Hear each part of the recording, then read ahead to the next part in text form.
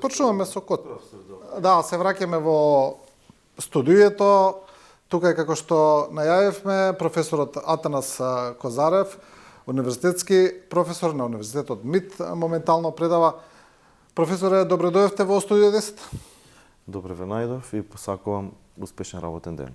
Ние најавивме тука дека ќе разговараме за правото, за правната држава, за сето оно што се случува во тој сегмент, се разбира, сме разговарале на овие теми и порано некако цело време се надеваме дека ќе имаме некаков напредок и прогрес. Имаме спротиставени мислења дали е така или не е така, во ред ќе анализираме. Она што последно се случува е оставката на јавниот обвинител Љупчо Коцевски. Таа се случи откако во собранието беше донесен предлог за негова смена. Тој се реши да не ја чека собраниската расправа, сам да се повлече и околу таа приказна повторно имаме спротиставени ставови на власта и опозицијата. За опозицијата се работи за очигледен политички притисок врз обвинителството и правосудниот систем, за власта се работи за едноставно за лошо работење на јавниот обвинител. Еве како за вовед во разговорот, како гледате на таа тема? Па добро, јас ќе се обратам пред македонската јавност како професор, како експерт, не навлегувајќи во некои политички води, затоа што сметам дека со тоа би го загрозил својот интегритет. Навистина, прашањето за носителот, титуларот на позицијата јавен обвинител на Република Северна Македонија беше актуелно се до оставката на господинот Љупчо Коцевски, деновиве и со тоа практично се сметаше дека на еден начин ќе се отвори процес кој што ќе овозможи избор на нов јавен обвинител со сосема поинакви критериуми и така натаму. Јас лично сметам дека актуелната состојба во областа на судството и во јавното обвинителство има своја генеза. Таа генеза практично некаде ја поврзувам со 1996 година, кога во нашата држава се спроведе еден генерален реизбор на судиите во нашата држава. Тоа е една фамозна бројка од 800 и повеќе судии, кои што нашето собрание ги избра и со тоа има возможи траен мандат. Следната година, 1997 година, исто така се спроведе генерален реизбор на јавни обвинители, на кој што исто така им беше загарантиран траен мандат. Значи, трајниот мандат, кој што претходно не постоеше, се воведе со цел да се загарантира независноста на судството и обвинителството, да се заштити нивната позиција, а со цел тие да обезбедат многу поквалитетно правораздавање, брзо судење, со цел граѓаните да бидат задоволни од нивната работа. Паралелно со овие датуми би го поврзал и периодот 2005 година, исто така негде декември, кога се донесе уставниот амандман 27, кој практично се однесува на правниот статус и одговорноста на судиите. Со тоа практично се овозможи судијата да не може да одговара кривично за мислење дадено при носење на судска одлука, се обезбеди негова заштита од притвор, како и заштита од политичка партиципација. Овие вредности, цивилни вредности, универзални вредности, навистина декларативно кај нас како академска заедница, како професори, беа гаранција дека состојбите ќе тргнат кон подобро. Меѓутоа, како што течеше времето и покрај тоа што ние имплементиравме современи вредности во областа на правосудството, вредности кои што се среќаваат и во сите европски држави, во актуелниот момент се соочуваме со една ситуација кога довербата во правосудството од страна на граѓаните, но и од меѓународниот фактор е многу мала, односно над 90% е она недоверба која што во суштина раѓа сомнеш дека овие цивилни вредности кои што се имплементирани како во законите, така и во уставот, на еден начин не го дадат својот резултат. Сето тоа придонесе да се согледат во последно време и бројните забелешки и критики во однос на работата на правосудството и тоа како од домашните фактори, така и од меѓународните фактори. За мене е многу битно мислењето на граѓаните, перцепцијата на граѓаните за состојбите во правосудството и за довербата во оние кои што одлучуваат за правата и интересите на граѓаните во судската постапка. Сите укажувања и забелешки јас би ги сублимирал во две точки. Прво, дека судството има многу низок степен на доверба, и второ, дека тој низок степен на доверба се поврзува со забелешката повторно на домашните и меѓународните фактори дека не се гони високата корупција. Високата корупција е системска корупција. Таа корупција е поврзана со делувањето на и функционирањето на системот во државата. Независно за кој период се работи, затоа не би сакал да поврзувам конкретни периоди, туку зборувам за еден општ период од независноста до денес. Практично колку еден човек, според мене, еден функционер е на повисока функција, сметам дека толку и може да биде и корупцијата повисока. Довербата на граѓаните и на меѓународните фактори не се цени според тоа колку ние како институции, мислам на јавното обвинителство и на правосудството, се занимаваат со случаеви на ниска и средна корупција. Напротив, таа корупција, таа доверба во борбата против корупцијата, според мене, ќе заекне тогаш кога ние ќе видиме спремност да се гони високата корупција, онака како што, например, тоа се случаите во Хрватска, каде што имаме и премиери во притвор, и министри во притвор, тоа иста ситуацијата и во Босна, и така натаму. Сето тоа мислам дека се процеси кои што мора да се земат во предвид кога ќе се спроведе веќе почнати постапката за избор на јавен обвинител на Република Северна Македонија. Денес Советот на јавни обвинители секако ќе избере временски вршител, меѓутоа профилот на новиот јавен обвинител е прашање кое што ја окупира како стручната заедница, така и академската заедница, затоа што сите сме во исчекување дека навистина ќе се избере кадар кој што ќе ги задоволи оние критериуми кои што се многу важни за ефикасно водење на судските постапки. Ние, професоре Козарев, кога велите дека имаме потреба да гониме висока корупција, тоа е јасно така. Ние имавме еден таков орган кој пропадна спектакуларно, јас би кажал, тоа е СЈО, кој знаеме и како настана, после каков еден процес со една широка и силна поддршка од меѓународната заедница, и сето тоа го урниса на многу лош, недостоинствен начин, јас би кажал, и додека другите држави се уште постојат такви институции и во Албанија, и во Косово, и ги спомнавте вие, и во Хрватска, и во Босна и Херцеговина, специјални обвинителства, специјални судови. Кај нас тоа пропадна. Зошто сме ние толку специфични, професоре Козарев? Како можеше само кај нас тој процес така да пропадне и повторно да се сведеме на еве истиве приказни дилеми, дали имаме ние добро правосудство или немаме?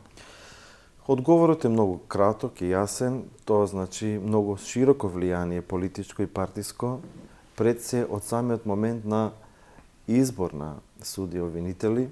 Знаете дека во изминатиот период од независноста до денес постои едно мислење дека изборот на судиите, на обвинителите, па и на другите функционери претходно се верификува во определени партиски канцеларии, каде што претходно се удира партискиот печат, а понатаму се оди кон формално гласање во рамките на институциите кои што ги бираат судиите и обвинителите. Ние бевме сведоци во минатото како поединци кои што се 10 на ранг листата и токму тие се бираат за суди и за обвинители, а некој што е прв со најдобри резултати, со сите критериуми кои што е потребно да ги исполнува, а ги исполнува, истиот не е избран за судија и јавен обвинител.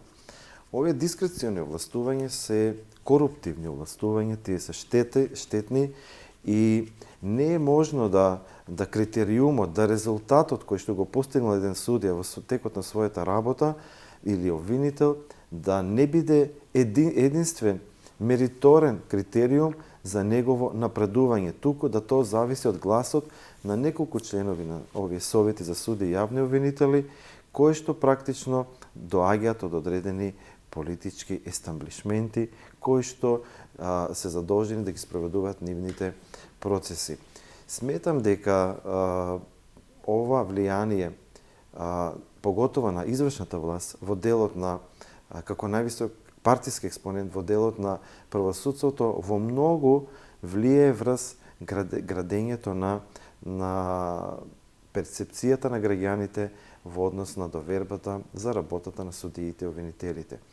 При тоа не би сакал тука да глорификувам и да таа перцепција кажам дека се однесува и сметам дека се однесува на сите суди и обвинители. Затоа и кога се работи за оценката, сметам дека во секој случај тука треба да имаме конкретизација. Многу е лошо за една држава кога сите ќе се стават во тој процент од 2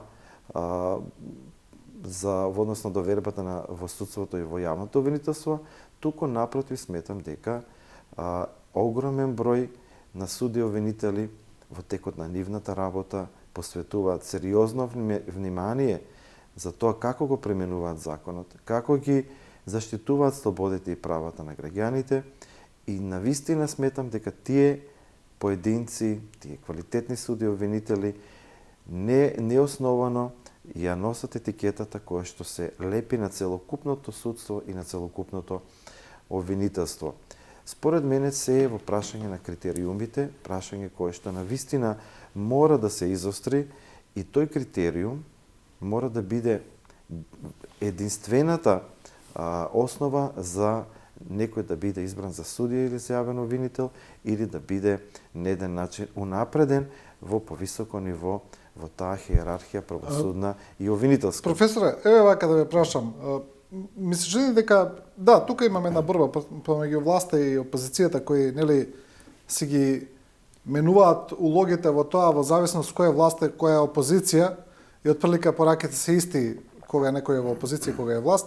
Нема да навлегуваме во тоа, но ми се чини дека и голем број од граѓаните со едно, да речеме, со една доза на резерва гледаат кога премиерот ќе каже новиот обвинител мора да биде професионалец и да се бори за правда.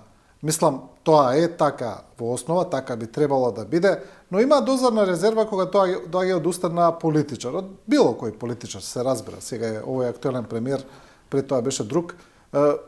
Некако не веруваат дека кога политичарите ќе кажат такво нешто, дека навистина искрено го мислат. Повеќе мислат дека секогаш се работи за обид за контрола на тие правосудни инстанции, отколку за реална заложба за нивна независност. Моето мислење се надоврзува на мислењето на амбасадорката Агелер пред 2-3 дена кој го изнесе во медиумите, дека навистина некои процеси имаат и позитивна димензија. И мислам дека тоа влијание странско, дипломатско и така натаму може да ги отрезни, да ги освести носителите на извршната власт дека треба да вложат многу во тоа кој профил на јавен обвинител ќе биде избран. Нормално дека овие процеси имаат политичко руво, дека тие се обоени политички затоа што сепак изборот на јавен обвинител го врши парламентот.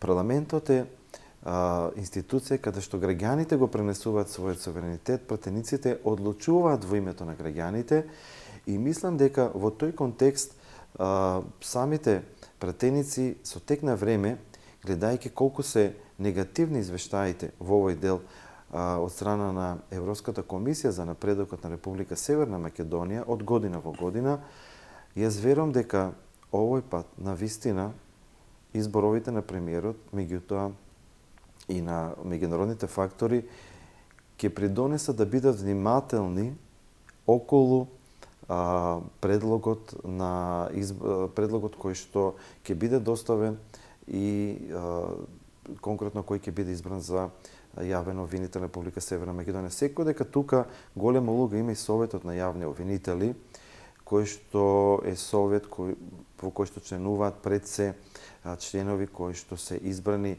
во претходниот состав на владата, и очекувам да покажат едно повисоко ниво на култура, повисоко ниво на оценување на нивната работа, со цел да изберат навистина кадар кој што конечно ќе ги отвори вратите кон јакнење на довербата на граѓаните во јавно-обвинителската позиција. Тука можам да дадам некои сугестии во делот на самите конкурси кои што ги објавува Советот на јавни обвинители. Пред известно време го анализирав последниот конкурс за избор на јавен обвинител на Скопското јавно обвинителство и навистина некои работи треба да се променат. Во тој конкурс се бара јавниот кандидатот за кој што ќе аплицира за јавен обвинител на Скопското јавно обвинителство да има 6 години работен стаж во јавното обвинителство, да биде деловно способен, да донесе потврда дека има 6 години за работен стаж во тоа јавно обвинителство, и меѓу другото се бара кандидатот да достави диплома и уверение за завршен правен факултет. Овие работи формални сметам дека се последното барање, дека е непотребно затоа што тој не може да има 6 години работен стаж ако нема завршено правен факултет. Со тоа со самата таа постапка ја обременуваат со обезбедување на документи кои што се познати, ги има во досието на секој јавен обвинител и се претпоставува дека тој јавен обвинител кој што ќе аплицира и кој што ќе донесе потврда дека има 6 години работен стаж, дека тој има завршено правен факултет, дека има уверение за правен факултет, диплома за правен факултет, така да некои работи мора да се променат и во самиот конкурс кога се бира јавен обвинител со цел да се внесат некои други критериуми кои што ќе зборуваат многу повеќе за тој јавен обвинител. Во смисла, процент во последните 5 години, колку предмети, колку обвинени од тој јавен обвинител, независно дали се работи за обвинителен акт, обвинителен предлог и така натаму, се одбиени, се отфрлени, а колку од нив се завршени со осудителна пресуда и така натаму. Оценката за работата на еден јавен обвинител од аспект на неговата успешност на одбрана на обвинителните акти, според мене треба да биде круцијален критериум кој што на вистина, кој ќе се прикаже во јавноста неговата работа, успехот во неговата работа, бројот на решени случаеви ќе овозможи на вистина да се отпочне процесот со кој што самите граѓани преку оваа транспарентност ќе имаат на увид за каква личност станува збор. Ние, кога се бира јавен обвинител, освен овие услови и позитивна оценка, меѓутоа таа позитивна оценка за работата на јавен обвинител е една абстрактна категорија за граѓаните. Напротив, сметам дека мора да заживе ова правна статистика во работата на јавните обвинителства и на еден транспарентен начин точно да се прикаже процентуалната успешност на секој јавен обвинител. Добро, професоре, дали мислите дека можеби треба да се пристапи кон уште порадикално решение на целосна измена на начин на избор на јавен обвинител? Бидејќи, знаете како, се сведува на тоа, доколку се бира во собранието, го бира мнозинството, доколку го бира мнозинството, знаеме дека тоа е актуелната власт, која и да е во тој момент, и секогаш оставаме еден простор за политички влијанија, или со други зборови дека власта ќе го избере подобниот јавен обвинител, оној кој одговара во даден момент. Имаме примери од други земји, дали е тоа од Соединетите Американски држави или други, каде што обвинителите се бираат и на избори, на директни избори од граѓаните. Мислите ли, или некој трет начин, или хибрид, или не знам, вие ги знаете моделите, дали можеби би требале целосно да го смениме начинот на избор на јавен обвинител? Се работи за различен модел на организација на државната власт, тоа е основно прашање во уставното право. Во нашиот систем постои демократски елементи, например, постои вклученост на јавните обвинители кога се бира, например, јавен обвинител на јавното обвинителство за организиран криминал и корупција, кога гласат јавните обвинители. Или, например, кога се бира член на совет на суди од определено апелационо подречје и тој член го бираат судиите од тоа апелационо подречје. И таа постапка е демократска. Значи, тие се вклучени директно. Меѓутоа, јавниот обвинител на државата, согласно нашите закони, се бира на начин на кој што се бира, значи се распишува конкурс и не знам, вие може да имате најбрилијантен модел теоретски, меѓутоа како тоа во практиката ќе се имплементира е многу позначајно, сложено и по-проблематично прашање, затоа што треба се даде извесен период на новиот јавен обвинител да се адаптира, да се прилагоди.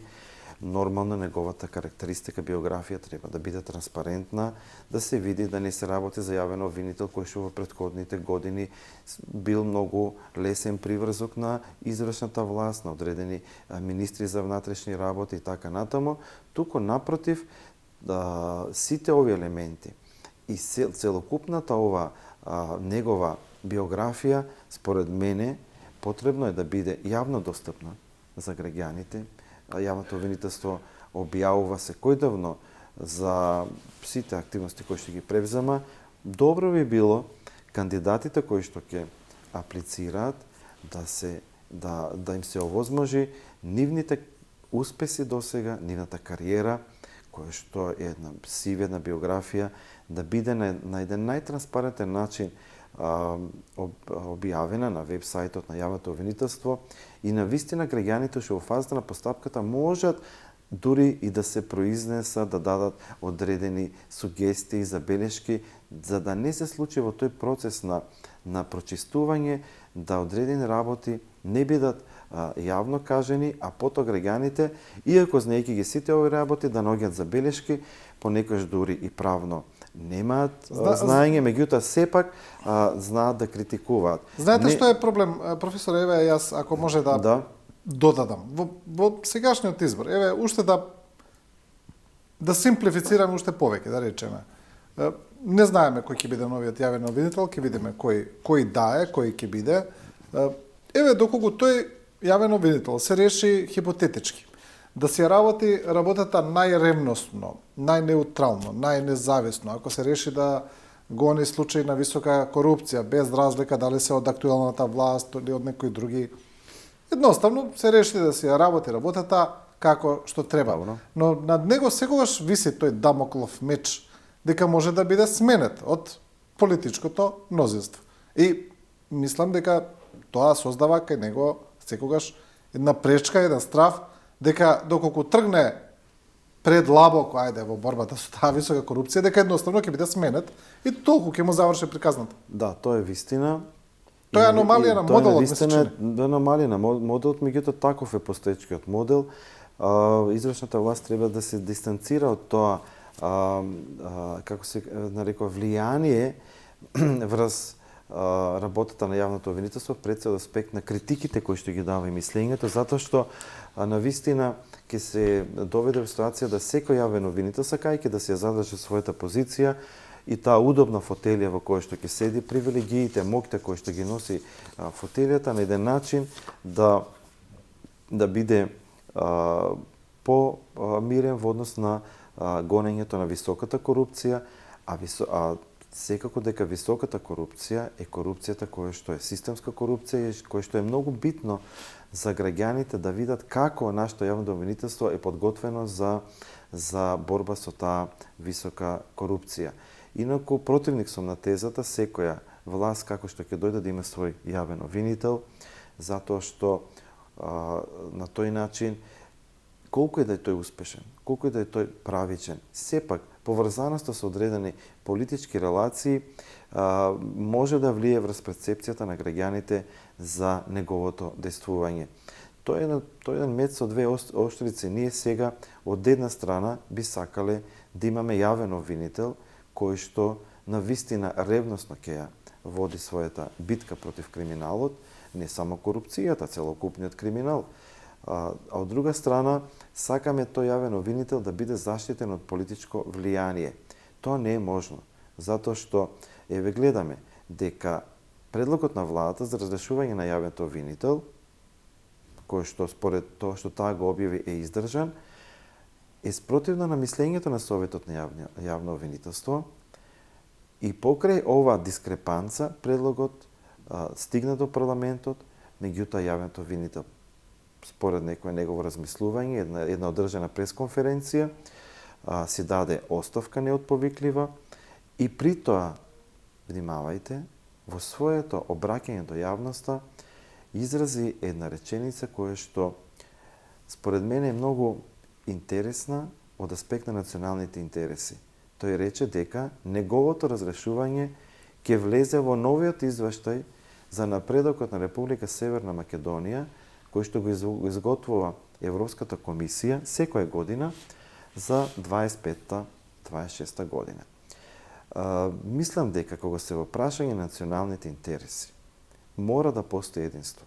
Се дека не постои тоа единство, независно дали колку се различни позицијата и опозицијата, ние нема да имаме напредок во државата, нема да имаме напредок на нито едно поле. Затоа, во однос на националните интереси, мора да постои одредена комуникација и да се знае ова е наш дефиниран национален интерес. И ние, независно дали сме опозиција или власт, ние мора да работиме за тој национален интерес, затоа што само така Македонија може да зачекори во делот на Европската Унија, може да зачекори кон еден цивилизиран, развиен свет, свет во кој што ние нема да го полниме со наши кадри кои што ги заменуваат од државата, туку напротив, ќе ги задржиме тука нашите млади кадри, бидејќи сите тие ќе знаат дека кога е во прашање националниот интерес, тука не треба да имаме никакви противречности. Добро, еве вака пред да преминеме на другите актуелни теми кои не се однесуваат на правосудството, чисто да ја заокружиме темата, Кусо, што мислите вие, какви правосудни реформи ни се ургентно потребни? Бидејќи константно зборуваме, еве, правосудни реформи, па имаме разни идеи, од ветинг на суди, па до некакви други форми. Што мислите вие дека не е најургентно да се направи сега? За ова прашање сме зборувале неколку пати во вашата емисија и како тоа што се не би сакал да бидам погрешно сватен, меѓутоа сето тоа што сме го констатирале, тоа и се реализирало. Правосудните реформи во нашата држава сега се интензивирани, поготово со реформската агенда. Сега ги чекаме новите за кривичниот закон, закон за кривична постапка, сите тие измени кои што се во рамките на Министерство за правда и кои што се работат интензивно. Во тој контекст би посочил дека една од таа реформа е и реформата во областа на секторот на вештачење. Никој тоа не го потенцира како успех на Министерството за правда и пред се на голем успех на министерот Филков, затоа што ова година се конституира Комората за вештаци. Тоа беше огромна забелешка на ОПСЕ. Се формираат телата на Комората, се овозможи Комората за вештачење како многу важен дел од тој правосуден мозаик да профункционира, бидејќи вештаците во суштина се тие кои што во многу влијаат врз начинот на носење на правосудните одлуки. Според мене, ова е една доста добра работа која што се заврши, исто така и во делот на другите активности кои се преземат, поточно тука би потенцирали во делот на извршувањето на санкциите. Доста промени позитивни има, меѓутоа сите овие работи потребно е многу посилно медиумски да бидат реализирани и објаснети со цел да се види на вистина ефективноста и ефектот од функционирањето на Министерството за правда. Бидејќи бе вклучен во дел од овие процеси, слободно би можел да кажам дека министерот Филков навистина вложи доста активитет за овие процеси и навистина се овозможи се формира една комора за вештаци која што функционира безпрекорно со доста цивилизирани вредности и активности, имајќи во предвид дека претходно 10 години ова комора не постоеше.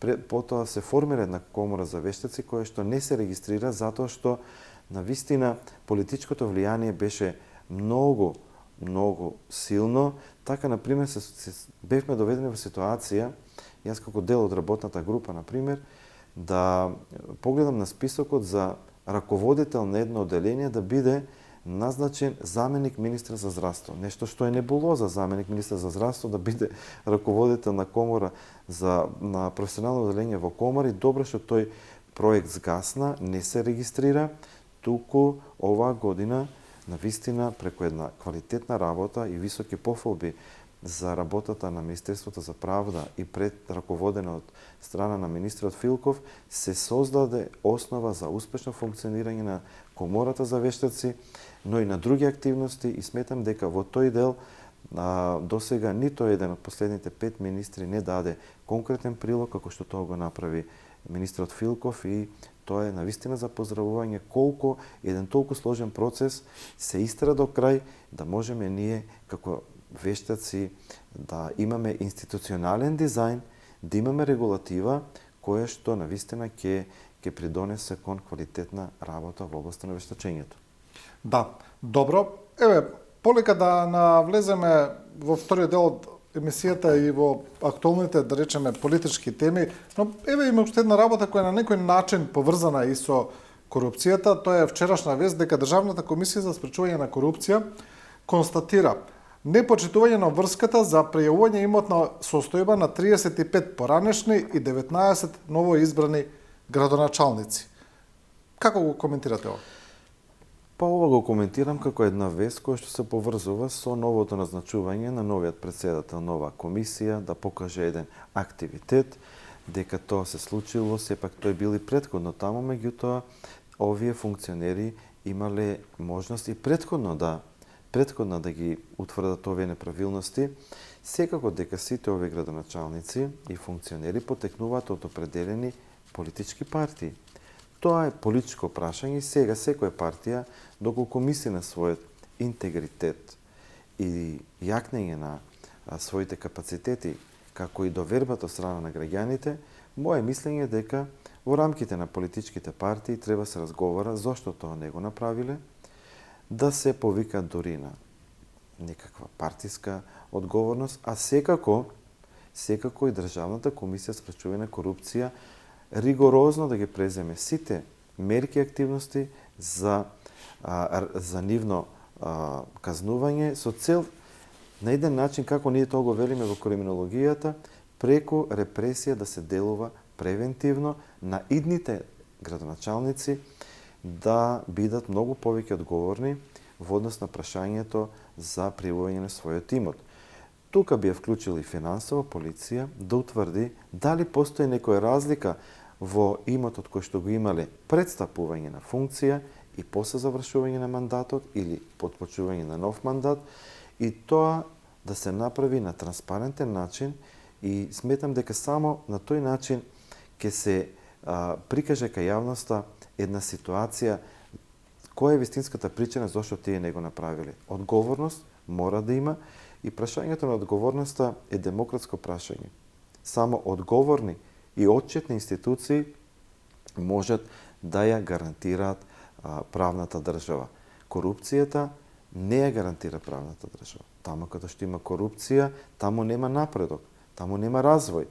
Затоа ова се работи кои што навистина би требало Државната комисија за спречување на корупција да ги реализира многу брзо, не само со јавно објавување пред телевизии, пред медиумите, туку веднаш да стапи во контакт со финансова полиција и веднаш сите овие случаеви на непријавување да се истражат од аспект на тоа дали имаме зголемување на имотот или немаме, и секако секој градоначалник или функционер кој што навистина не го пополни својот анкетен лист да биде казнен согласно законот и јавно да објасни зошто тоа не го направил.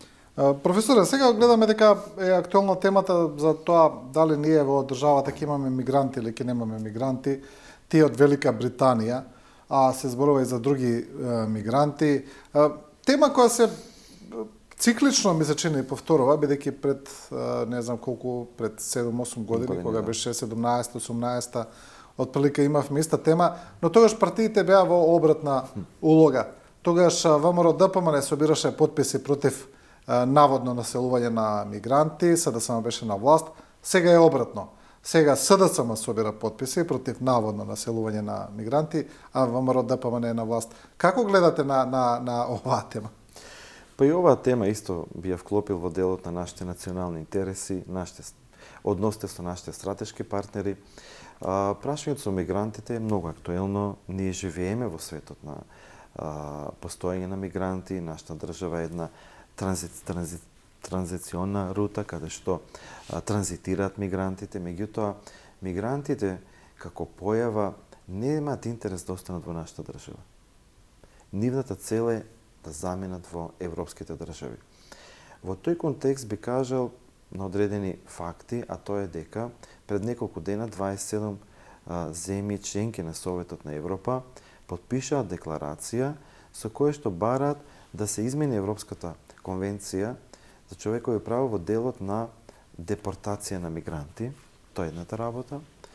Понатаму би спомнал дека одредени информации од одредени новинарски кругови во Велика Британија пролиферува информација за постоење на некој пакет за депортирање на мигранти од Велика Британија, пред се од некои земји како што Еритреја и така натаму, но се залага, таму постојано залагање дури за поширок пакет, не само план, туку за поширок пакет, и тоа поширок од оној кој што го има конзервативците во Велика Британија, кога се работеше за депортација на мигранти од Руанда, пакет кој што ќе овозможи одредени финансиски надокнади за државите каде што би отишле тие мигранти.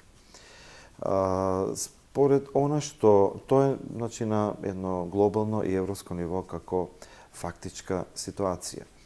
Нашата држава генерално е сериозна држава која што е потписник на меѓународните конвенции во оваа област и нашата држава, за да ги заштити своите национални интереси во безбедносната сфера, остварува контакти, комуникации со меѓународните стратешки партнери со цел да се разменуваат информации за одредени случаеви на криумчарење на мигранти, како да се справиме со борбата со мигрантите кои што илегално транзитират на нашата држава и така натаму. Тука се одредени и пошироки безбедносни прашања, како што е, например, прашањето поврзано со тероризмот, радикализмот и така натаму. И во тој контекст би кажал дека ние како држава имаме сериозна, солидна основа за постапување со ова проблематика пред се институционално. Тука не е Агенцијата за национална безбедност, која што функционира безпрекорно. Тука е регулативата, националната и меѓународната регулатива. Со оглед на тоа што ова прашање сега доби политичка димензија, која што секојдневно се експлоатира, сметам дека потребно е да имаме сериозни индикатори за тоа дали навистина тоа би се случувало и покрај тоа што ние знаеме дека каналите за криумчарење функционираат и сега. Не мора Велика Британија нас да ни прати мигранти. Тие се функционираат. Да, постојат, ние секојдневно, не ги знаеме кои се. Ние секојдневно сме сведоци дека обвинителството на таа релација реализира случај на фаќање на криумчарени мигранти, комбе, во камиони, така натаму. Значи, нашата држава има центри кај што тие се прифаќаат се до нивното понатамошно спроведување и така натаму. Сега, со ова што се релиферува во јавност, да се оди кон тоа да овие мигранти останат во нашата држава со цел да можат тука да бидат работно ангажирани и во некои медиуми и добив информација дека тие може да стекнат право на азил, тие може да добијат работна дозвола, меѓутоа и слободно се движат, значи да ја напуштат државата. Колку и да дојдат, како и да дојдат, доколку им е гарантирано слободно движење и напуштање на нашата држава, тие нема да седат тука. Еве, сега да ви кажам, јас сум по потекло од Струмица и во Струмица има работна сила кој што доаѓа од Пакистан и од други држави. Тие седат месец, два, тие сите имаат мобилни телефони, интернет и така натаму, комплетна информираност, се до даден момент кога и самиот работодавец кој што ги ангажирал, кој што платил за нив, тука преку ног ги снемува, значи ја напуштат нашата држава. Интересот на мигрантите е поширок од некој друг интерес. Именно нивната цел е да заминат до европските држави со цел да имат поголема перспектива. Да, и еве кога зборуваме за тоа, за таа перспектива, тука и перспективата на државата, гледаме дека Европската унија се менува во последно време на некој начин, а ние сме аспиранти, сакаме тамо да влеземе. Гледаме, професоре, дека на тој план исто така ништо не се случува отприлика. Можеме да констатираме, еве премиерот Мицкоски беше во Брисел, изјавата која ја видов вчера беше дека ние ќе работиме на тоа граѓаните да станат дел од европското семејство, без изнесување на детали што е тоа што ќе се работи. Од друга страна, гледаме дека пораките пак кои доаѓаат од Брисел се едни, константни, не се менуваат, а тие си ги знаете вашите обврски, завршете ги и ќе продолжат преговорите. А обврските се знае, менување на уставот и ставање на бугарите. Како да сме заглавени, ми се чини, тука во тоа прашање? Во однос на тоа прашање, тоа веќе поширок контекст има. Сепак сметам дека после нова година се очекуваат одредени измени. Очекувам да има и други ветришта, затоа што стоењето во место не е добро за никој, не е добро за младите. Младите наши се иселуваат. Одредени прашања сметам дека треба да се решат и со поддршка на самата Европска унија. Прашањето за гаранции кои што ги бара нашата држава е прашање кое што е реално, меѓутоа за мене ниту една гаранција не е гаранција сигурна од аспект на тоа колку тие гаранции ќе значат газење на нашиот национален идентитет, на нашите национални интереси и така натаму. Сметам дека она што ние многу повеќе треба да работиме на полето, на јакнењето на нашите институции, на департизацијата на нашите институции, на деполитизацијата на нашите институции. Сето тоа би требало да се одвива на еден начин на кој што на вистина ќе покажеме дека наш национален интерес е борбата против корупцијата, наш национален интерес е да имаме кредибилни институции во таа борба, наш национален интерес е младите да бидат задржани во нашата држава. Малку неспецифично е да нашите млади секојдневно не напуштат нашата држава, а ние да увезуваме работна сила од други држави кои што ќе функционираат тука кај нас. Тоа во економијата некој се објаснува како феномен на празни гнезда, кога младите луѓе ги напуштаат домовите, заминуваат некаде по белиот свет, а остануваат само родителите сами тука и на тој начин нашата економија се слабее. По исто така прашањето во Европската унија, според мене е прашање за влез на нашата држава Европската унија, е прашање кое што на еден начин е врвен национален интерес, за тоа постојат и лјадници, магистарски, докторати и така натаму, но сметам дека треба да се најде исто компромисно решение, да не живееме во еден свет на страв, дека ако денеска нешто направиме, утре може друго да не се случи. Што и да се одлучува, треба да биде во интерес на младите, во интерес на едината нова држава и секако да се придонесе кон јакнење на капацитетите на нашите институции. А на надброшно политички план, прашањето со Бугарија, тоа секако дека ќе се решава, затоа што ние сме поврзани со Бугарија, со бизниси, фамилиарни релации, мешани бракови и така натаму. И сметам дека на тоа поле треба многу да се работи, да се градат добри односи, дури ако се тие прекинати, да се најде механизми. Верувам во капацитетот на носителите на политичката власт дека сепак ќе смогнат сили да се решава и тоа прашање, се со цел за доброто на Македонија и за доброто на младите. Да, но не гледаме, еве пред самиот крај, вие велите дека се надевате дека ќе дојде до некакво решение или до откочување на процесот, да кажеме, но ние не гледаме дека нешто се случува. Може би зад кулисите, зад завесите имаме одредени процеси. Еве имавме и таа една изјава од амбасадорката Агилар дека таа, како што рече, е сигурна дека се работи на тоа прашање, но ние барем не гледаме дека нешто се работи. Па добро, затоа што моментално веројатно нема решение, па не гледаме, меѓутоа дипломатијата не е јавна работа. Дипломатијата е работа која што многу повеќе се одвива зад затворени врати и во тој контекст нашите стратешки партнери, Соединетите Американски држави, кои што навистина гајат многу добри релации, блиски релации со владата, очекувам да со нивната моќ, со нивното влијание да се реши и ова прашање, затоа што во моментот имаме уште поголеми жаришта во светот, како што на пример војната во Украина, ситуацијата во Израел, Палестина, Газа и така натаму. Постојат одредени приоритети, но очекувам да сепак ова биде наша задача, ние тоа да си го решиме на начин на кој што на вистина ќе покажеме дека имаме разбирање за различностите, имаме разбирање за другиот, но при тоа го почитуваме нашиот национален интерес.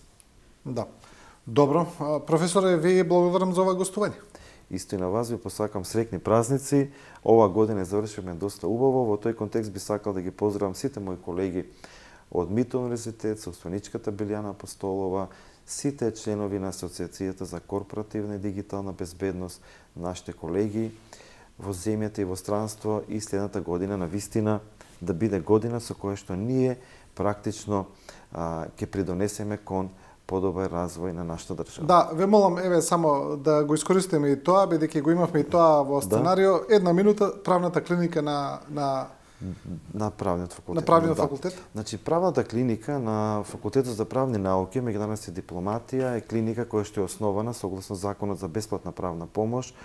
Правната клиника е многу важна за неколку аспекти. Прво, граѓаните да може да добиваат бесплатна правна помош во рамките на нивните судски постапки кои што ги водат или кои што се завршени. Второ ниво е нашите студенти ќе имат можноста да бидат вклучени во практична настава во рамките на таа правна клиника во делот на анализа на рес јудиката, пресудени случаеви, да дават, да може да следат како течеле судските постапки и секако во делот на организирање на настани кои што подразбират конференции, работилници, се со цел јакнење на капацитетите на Факултетот за правни науки, меѓународна дипломатија. Веќе имаме јавување од граѓани кои се оштетени од судски постапки, граѓани кои што се незадоволни од одредени судски постапувања. Нашите експертски тимови ги разгледуваат и се надам дека после Нова година дел од нив преку вашиот ценет медиум со кој што имаме најдобра соработка ќе ги презентираме во јавноста, а со цел да го отвориме прашањето за одговорноста и отчетноста на судиите кои што ги водат овие предмети. Да.